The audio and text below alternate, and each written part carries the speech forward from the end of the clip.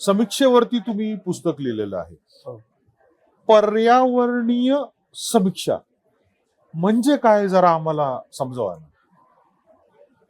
पर्यावरणीय समीक्षा ही तसं पाहिलं तर विदेशी संकल्पना आहे. अर्थातच मराठीचं बऱ्याच अंशी मराठीमधल्या ज्या समीक्षेतल्या संज्ञा आहेत त्या विदेशीच आहेत. बरोबर. आता पर्यावरणीय समीक्षेला युरोपामध्ये इको क्रिटिसिझम किंवा इको पोएटिक्स वगैरे अशा संज्ञा आहेत. आपल्याकडे देखील पर्यावरणीय समीक्षेच्या विषयी आदिवासी इकोलॉजीच्या अनुषंगाने ते बघतोय आपण. इकॉलॉजीच्या अनुषंगाने आपण ते बघतोय. मी तर त्याला पृथ्वी केंद्रीय दृष्टिकोन असं म्हणतोय की आपण अर्थ सेंट्रिक की पृथ्वीची आपण कितपत काळजी घेतोय आणि पुढच्या पिढ्यांच्या भविष्यासाठी आपण कितपत पर्यावरण सजग आहोत. आणि मग आपली ही जी पर्यावरण सजगता आहे ती मराठी साहित्यात कशी उमटलेली आहे किंवा मराठी साहित्यिकांनी ते भान कसं जपलेलं आहे हे जाणून घेण्याचा प्रयत्न मी त्या पुस्तकामधून केलेला आहे. आणि त्या पुस्तकामध्येच पर्यावरणीय समीक्षा ही जी नवी समीक्षा पद्धती आहे जी की मराठी समीक्षा विश्वामध्ये अजून फारशी रुजलेली नाहीये. तर त्या समीक्षा पद्धतीची एक सैद्धांतिक मांडणी काही अंशी मी त्या पुस्तकामध्ये केलेली आहे. आणि त्याच बरोबरीनं मराठीतल्या निवडक 13 कादंबऱ्या घेतलेल्या आहेत. त्या खूप चांगल्या लेखकांच्या आहेत.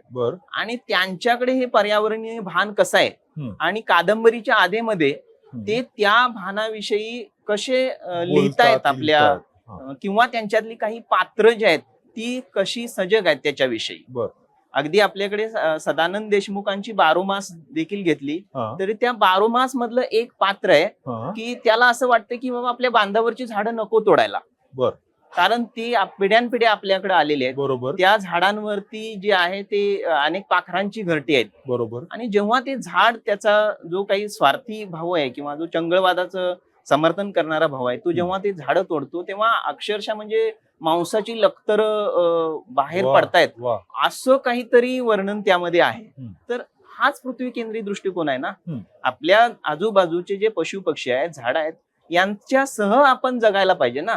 आपण त्यांच्यापासून विलग होऊन जगता कामा नये. अगदी आपल्या तुकारामांनी पण वृक्षवल्ली आम्हा सोयरी वनचरे असंच म्हटलेलं आहे. संत साहित्यामध्ये देखील आपल्याला ते संदर्भ सापडतात. पण मला अजून एक उदाहरण द्या ना. म्हणजे पॉप्युलर पुस्तक याच्यात तुम्ही एखादं घेतलंय तर त्याचा मला एक्झाम्पल द्या. आणि ही समीक्षा कशी तुम्ही केलेली आहे. आता जसं तुम्ही एका पात्राचा उल्लेख केला तसं एखादं अजून मला यातलं उदाहरण द्या ना. जसं आता आपण जयंत नारळीकर सरांचंच उदाहरण घेऊ की त्यांची एक कादंबरी आहे अभयारण्य नावाची. आता ती कादंबरी तशी काल्पनिकच आहे. म्हणजे त्यामध्ये काय केलेलं आहे की पुढच्या काही वर्षातला म्हणजे 2050 वगैरेचा असा कल्पनाविलास दाखवलेला आहे. आणि मग त्यावेळी पृथ्वीवरचं जीवन कसं असेल तर त्याच्यामधली एक संकल्पना अशी आहे की पृथ्वीवरचे लोकच पृथ्वीचा विनाश करतायत आणि ते एक दुसऱ्यावर अण्वस्त्र टाकतायत वगैरे. आणि पृथ्वीच्या बाहेरचे कोणतरी सजीव आहेत ते येत आहेत आणि ते मग पृथ्वी वाचवायला येत आहेत. मग आपण काय करतोय हा प्रश्न निर्माण होतो ना. तर हे जे पर्यावरणीय भान आहे हे विज्ञान कादंबरीच्या मधून देखील कसं आलेलं आहे ते देखील यामध्ये सांगितलेलं आहे.